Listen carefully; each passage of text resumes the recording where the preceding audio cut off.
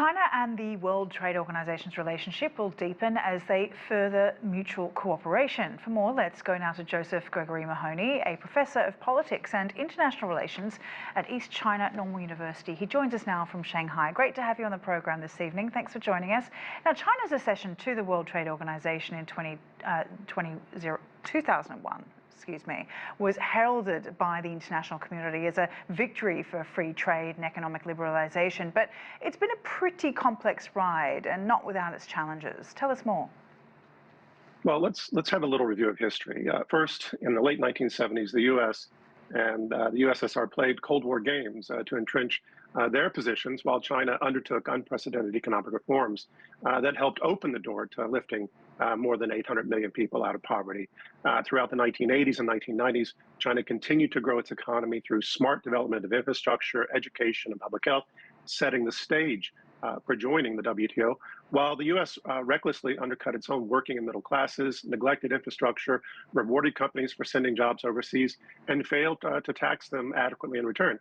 Second, China's accession to the WTO came the same year the U.S. suffered 9/11.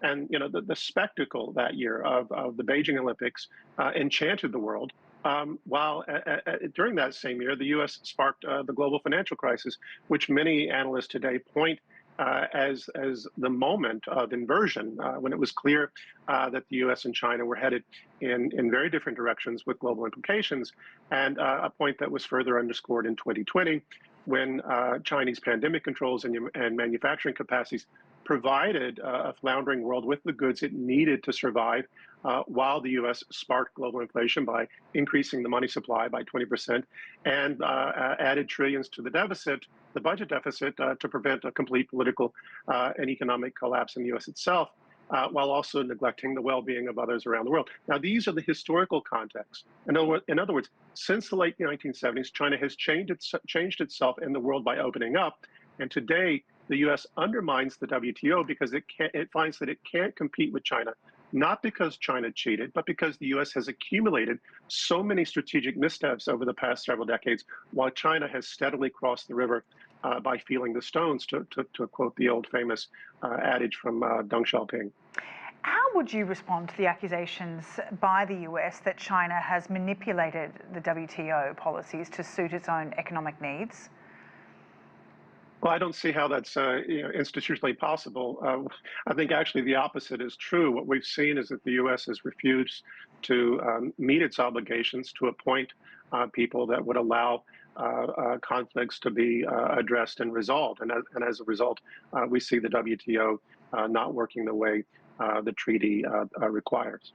The US-led group of members have been alleging that China is using subsidies and industrial overflows, and tensions have been threatening to boil over into the World Trade Organization's committee in regards to this. Do you know any more about that?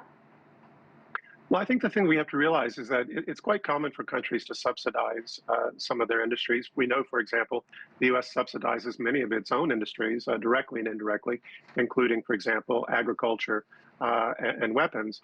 Second, the Chinese companies that the U.S. fears, like Huawei, TikTok, and China's industry-leading EV firms, are extremely capable global competitors. And U.S. companies simply don't want to compete with them. They want protections, not because these firms have unfair advantages. It's because Chinese firms are winning in the global marketplace.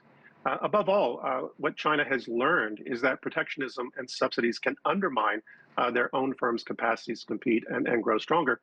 So I would suggest here that the firms that are most frightening to those who are now attacking China are precisely those that are not receiving subsidies or unfair government supports.